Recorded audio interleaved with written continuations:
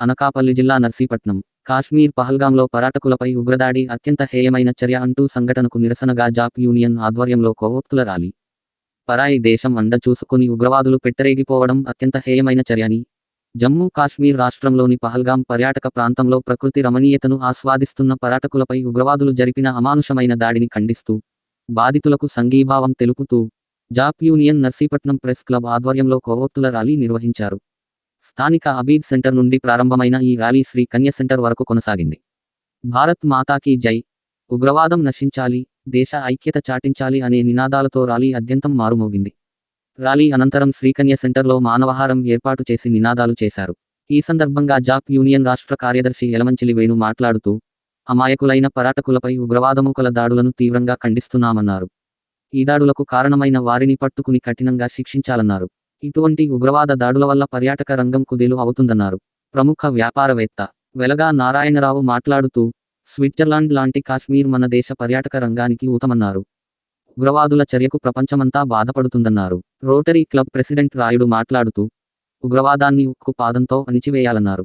ఈ కార్యక్రమంలో జాప్ union Narsipatnam press club అధ్యక్షుడు జీటీవీఎస్ఆర్కే రాజు, రాష్ట్ర కార్యవర్గ సభ్యుడు కోసూరి రామకృష్ణ, ప్రెస్ క్లబ్ కార్యదర్శి రుత్తల శ్రీనివాసరావు, స్థానిక వాసవి క్లబ్ సభ్యులు, ఆయుష్మాన్ క్లబ్ సభ్యులు, రోటరీ క్లబ్ సభ్యులు, నవ్య లయన్స్ క్లబ్ సభ్యులు, షాప్ కోచ్ అబ్బు, నింజాస్ అకాడమీ బాక్సింగ్ విద్యార్థులు, 4 మండలాల జాప్ యూనియన్ సభ్యులు పాల్గొన్నారు.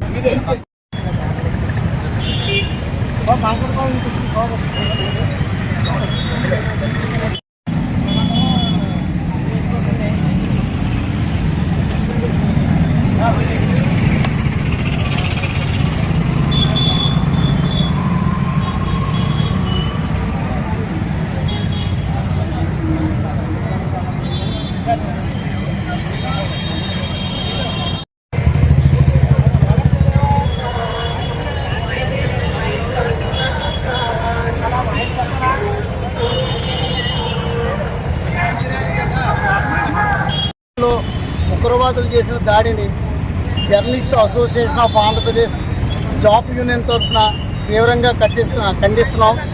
ఉగ్రవాదులకు ఏమైనా సమస్యలున్నా, ఏమైనా డిమాండ్స్ ఉంటే ప్రభుత్వంతో మాట్లాడుకోనో ఏదో చేయాలి తప్ప, ఆ రాష్ట్రం ఎంతో సౌందర్యవంతంగా ఉంటుందని పర్యాటకులు వెళ్తే ఆ పర్యాటకుల మీద వాళ్ళు పాశవికంగా దాడి చేయడం అన్నది ఘోరాతి ఘోరం.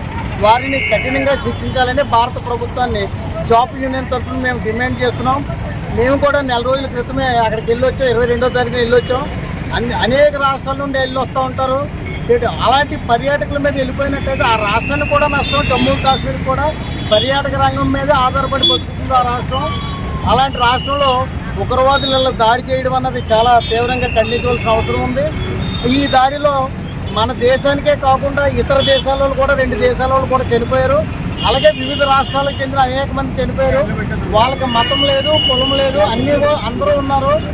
అందులో ఉన్న ముఖ్యంగా ఆంధ్రప్రదేశ్లో విశాఖపట్నం, నెల్లూరు వాళ్ళకు ఉన్నారు. మన పూర్వం జిల్లాలో ఉన్న విశాఖపట్నంలో వ్యక్తి కూడా ఈ దాడిలో చనిపోయాడు. వీళ్ళందరికీ మేము సంతాపం తెలియజేస్తున్నాం. ప్రభుత్వం వీళ్ళ కుటుంబాలను ఆదుకోవాలని డిమాండ్ చేస్తున్నాం.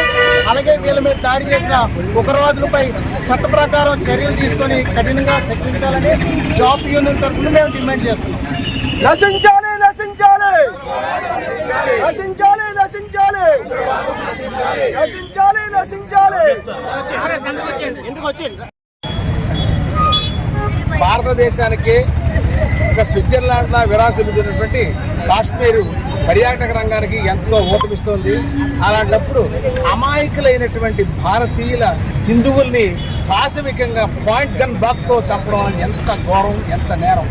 ఒక్కసారి ప్రపంచం అంతా విస్తుపోయేలా, ప్రపంచం అంతా బాధపడేలా ఇటువంటి ఉగ్రమూకలు దాడులు చేయడం భవిష్యత్తులో ఇటువంటి మనం బతికుండా అటువంటి కళ చూడకూడదు.